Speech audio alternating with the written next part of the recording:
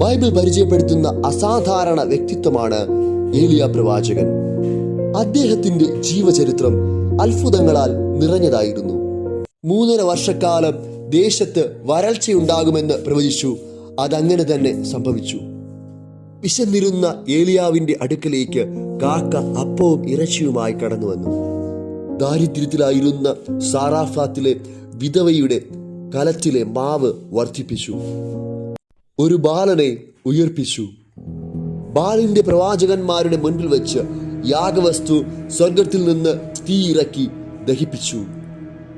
3.5 വർഷക്കാലം പ്രാർത്ഥനയാൽ മഴ പെയ്യാതെ ഇരുന്ന ഇടത്ത് വീണ്ടും ഏലിയാവ് പ്രാർത്ഥിച്ചപ്പോൾ സമൃദ്ധമായി മഴ ഉണ്ടായി.